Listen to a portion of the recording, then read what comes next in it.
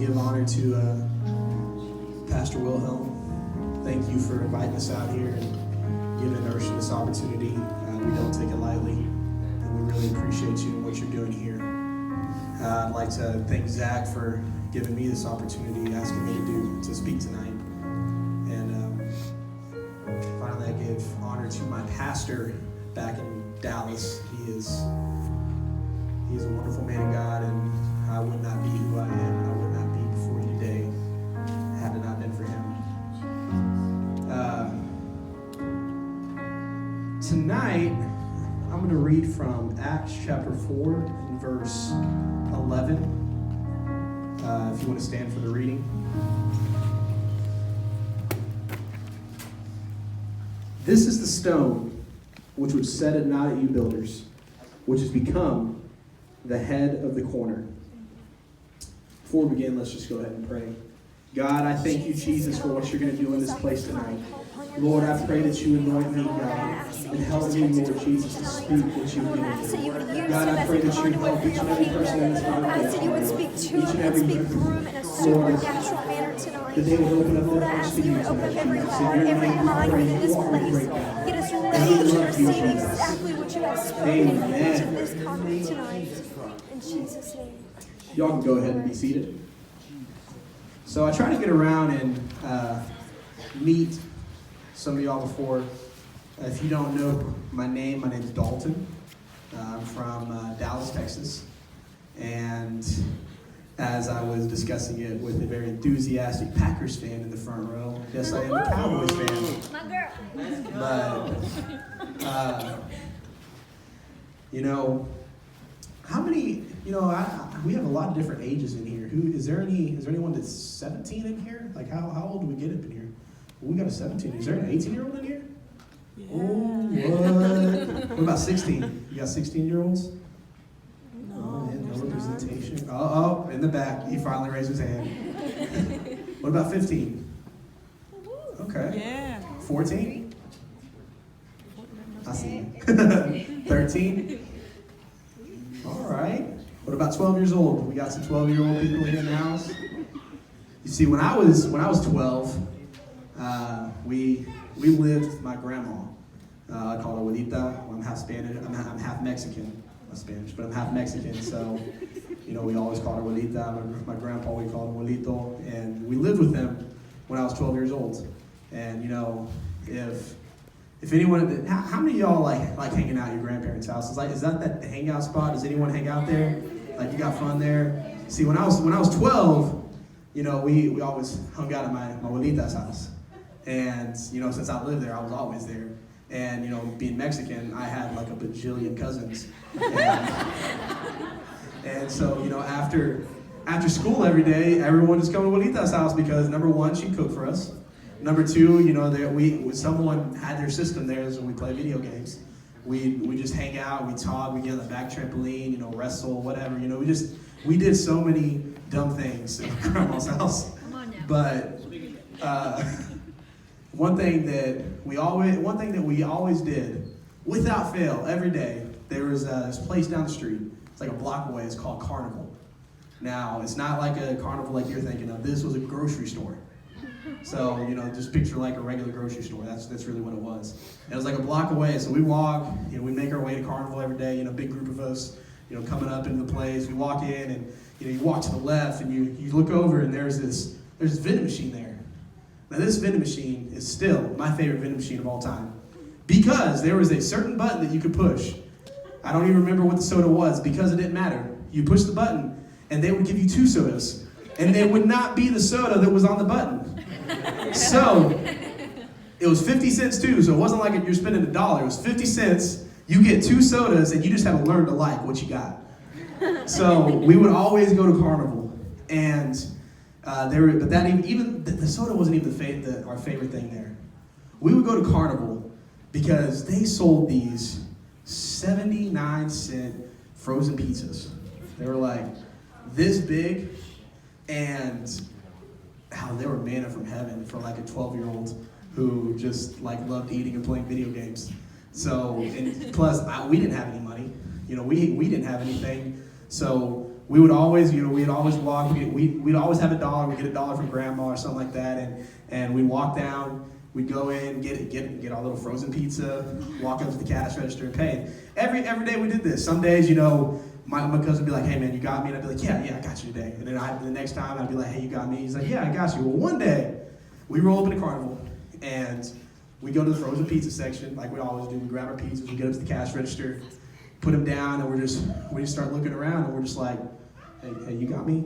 No, man, I thought you had me. I said, "You mean you ain't got nothing? I ain't got nothing?" And then we realized none of us had money to pay for these pizzas today. So, but if anyone in here is a resourceful 12-year-old, what we did is we're like, nope, we're not giving up. It's not lost. So we started walking around a carnival and we started looking and we're like, we know people in here dropped a dime. We know someone dropped a penny. We know someone dropped a nickel. We know someone dropped a quarter. We walked all around that store trying to find change to pay for these frozen pizzas because we needed them and we wanted them, and we didn't want to walk all the way back home to ask grandma for $1, probably because she wouldn't give it to us. She'd already given us $1 for ice cream that day. So we were looking around, we were walking around. My cousin, he found his 79 cents. He was good. He found it. Now me, I was looking around and I got to like 60 cents and I just couldn't find anything. And, there's this, the pain that a 12-year-old feels when he can't have his frozen pizza was immense to me. And there's this, there's this story in the Bible where this woman, she wasn't 12, but I'm gonna come down here, is that okay? Yeah. It's kind of confining up there, but she wasn't 12, but this woman, she had something wrong.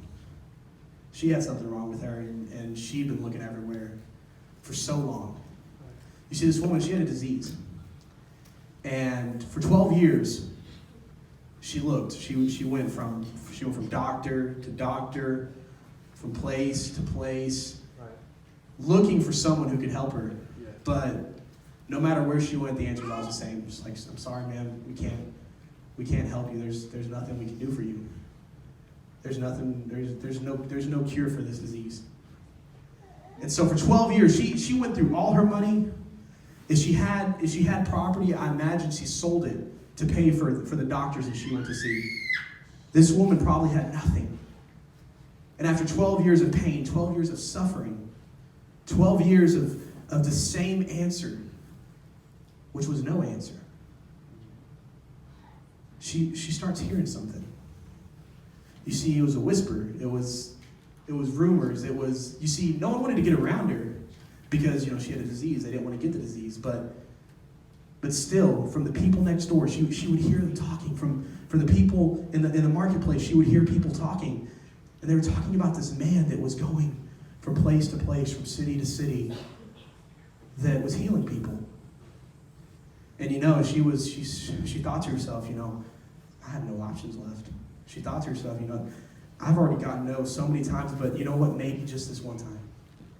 Maybe this one time, if I can just get to this man. And so she makes her way to find him. She finally gets to the place, and there's this huge crowd. Like I'm talking like probably hundreds and maybe even thousands of people just surrounding him. And he's walking through the crowd, and she's just like, I gotta make my way to him. She's like, she starts pushing people aside. And he's walking away. I just imagine he's just walking and she's pushing. And she reaches out and she just touches the hem of his garment.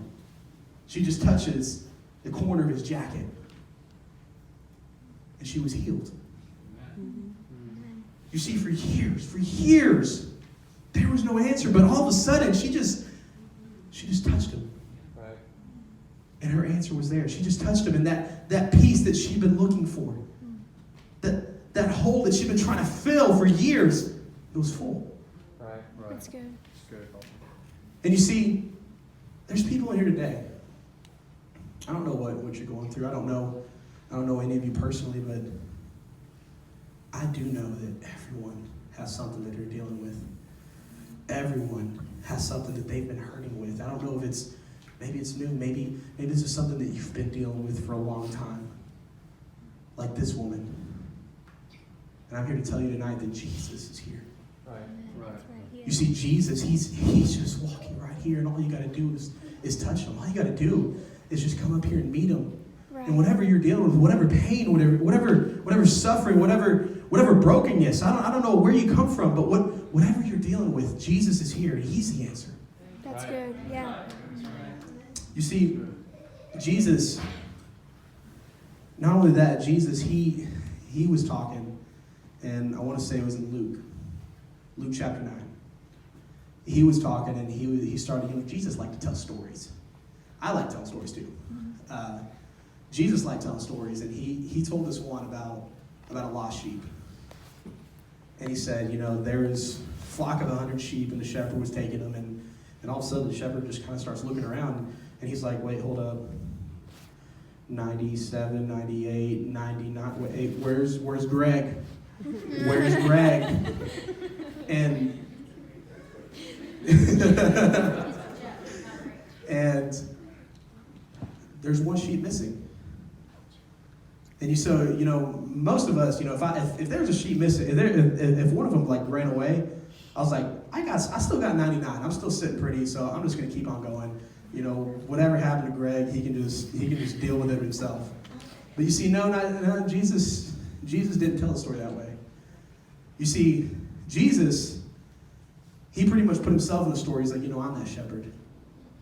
And when I lose someone, when there's that one person missing, I don't stick around with the group and just keep going. He's like, you know what? I'm going to leave him here.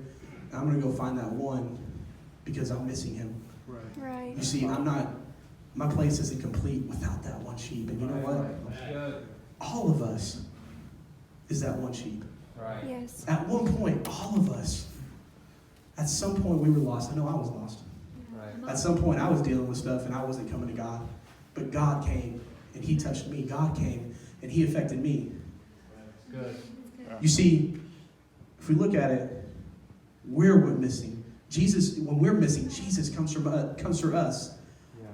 We fulfill his church. We fulfill his community. Amen.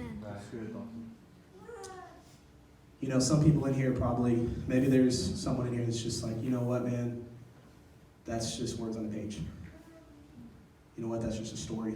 And, I'm hoping, but maybe there's someone in here that, maybe you're not sold on Jesus yet. Maybe you're even struggling whether you believe in him or not. And so this is just like, well, this is just hearsay. That you don't know if it's true, you don't know if it's not true. Well, I'm here to tell you that I know people personally who they've been lost, who they were struggling with stuff. Right. But Jesus stepped in and he changed them. Amen. Her name was Socorro. You see, Socorro, she was never in a, she lived a hard life. Socorro,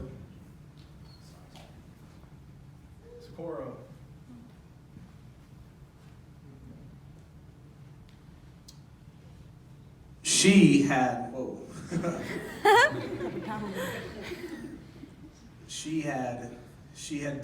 lived a tough life. She's pregnant at 16. Still went to school. Still worked a full-time job after school. Still was doing her best to get through life. Her boyfriend wasn't the nicest guy. In fact, he was actually pretty mean. There was nights that she can remember now where he would drag her out of the house by her hair, down the steps, and just throw her out of the house and say, get lost. Socorro lived a tough life. The years left and she got away from him and she found a new man. And I wish I could say that this man was better at the time. He wasn't. You see, the new man that she found was an alcoholic. The new man that she found was a drug addict. And why he may not have physically abused Socorro, He emotionally abused her. And, you know, she, at this point, she has 2 kids. And she's just thinking to herself, she's like, you know, maybe if I can get to church, maybe if I can get to God, maybe then my kids will have a different life than me. And you know what, maybe even my husband, maybe even he will have a different life. Right. And so someone who never met God, someone who had never even thought about God up until this point, she starts going through the phone book, looking up a church. She starts going through the phone book and she's like, oh, maybe this place, you know, I don't know, I don't think so. She finally finds this church and she calls them. Someone on the other line named Sister Connie, she answers. The next thing you know is, of course, she's going to church, she's bringing her kids, and one day, her husband walks through the door. And her husband has an encounter with God. Now, her husband's name is David. You see, David, like I said, David drank. David, he did drugs. And, you know, this encounter with God was good, but it didn't change David's life right away. You see, David, he ended up in prison, away from his family. He ended up in prison, away from everyone that he cared about. And his family was separated from him too. And David, at the end of his rope, at this point, Socorro, she'd left him. She had said, you know what, I've tried, I've done the best I can, but we can't be together anymore. All of this while he's in prison. And David's just sitting there in his cell one day. And he's, you know, God, I don't have anything to live for anymore. He said, you know, my family's gone. My freedom, it's gone. I don't have anything to really put my hat on. Yeah. So God, I've never really actually asked this question, but God, if you're real, I need you to tell me in some way. I need you to come to me in some way, because otherwise I'm just done. And in a prison cell, God met David. In a prison cell, God came and changed David's life. Well, you see, David, you know, Socorro, she had a kid with her first boyfriend, but she had another kid. She had a son. So David, he had a son. David's son, while he was in prison, he was actually somewhere else. And he was broken. He was feeling the hurt of, you know, his dad's gone. His dad's in jail. His dad is away. He doesn't have a dad. His mom, who he knows loves her, his mom is working 80, 90 hours a week. He never sees his mom, so his mom's not there. And he just has this void. He has this void where he really just, he wants something to fill. And you know, he thinks about drugs, but he saw what they did to his dad, and he thinks about alcohol, but he saw what they did to his dad, and unfortunately, his son found it on a computer screen. And it wasn't until he got invited back to church. You see, he grew up around church. You know, his mom brought him to church, but he didn't really ever care. But his friend invited him to church, and it was in a church service like this that David's son came to the altar, because that entire night, the preacher, what he was saying, it's just like he was talking to him. And God met his son right here on the altar. God met David's son right here on the altar. Amen. Completed his life, and from that point forward, he's changed. Right. You see, David's son had a friend. That friend's name was Cameron. Musicians, you can go ahead and come. You see, Cameron, by all accounts, honestly, he should have had a terrible life, and he did have a pretty rough life starting out. You see, Cameron's dad died when he was young. He didn't have a dad. Cameron's mom, you know, she tried her best, but Cameron Cameron was going down fast. His family, his friends, all of them, they were into rough stuff. And he tried the hurt he felt of his dad being taken away from him so early. He tried to fill with drugs. Cameron, he tried to fill it with alcohol. He tried to fill it with everything he could, with girls, with everything. He was just looking around trying to find it. And David's son invited Cameron to church. And it wasn't until he got to church, it wasn't until at a vacation Bible school, at an altar, that Cameron finally felt complete. That Cameron finally felt like he had purpose. That Cameron finally felt like maybe, you know what, he doesn't have to end up like his friends. You see, statistically, where Cameron grew up, statistically where he's from and him having no dad, Cameron should be dead or he should be in prison. But instead, right now, Cameron's actually in Austin, Texas at the University of Texas. He's studying to be a business major. But not only that, Cameron is in the ministry. And Cameron is going to be a preacher. You see, can you throw the picture up on the board? You see, Cameron's my friend. He's my best friend. See, that's my dad, David. That's my mom, Socorro. That's me right there. And that's my best friend, Cameron, back home. So, if anyone is wondering what can change your life, I'm telling you firsthand. I've seen it in my mom. It's good. I've seen it in my dad. It's good, dog. I've experienced it personally, and I've seen it in my best friend. Jesus can change your life. Yeah. Amen.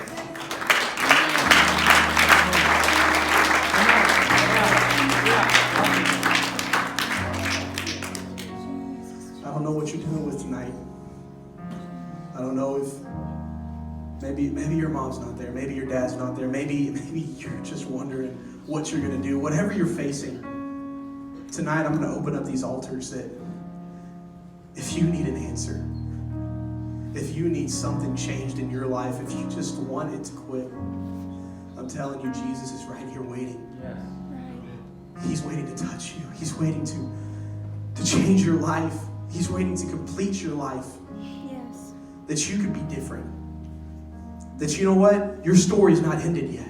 Right. Jesus can make your story different Yes. than your family. Jesus can make your story different than your friends. Amen. If you need that tonight, come up to the altar. If you need that tonight, come meet Jesus. He'll do it for you. Right. Right. He'll change it for you. So if you want to stand up right now. Lord Jesus, God, I thank you for what you're going to do.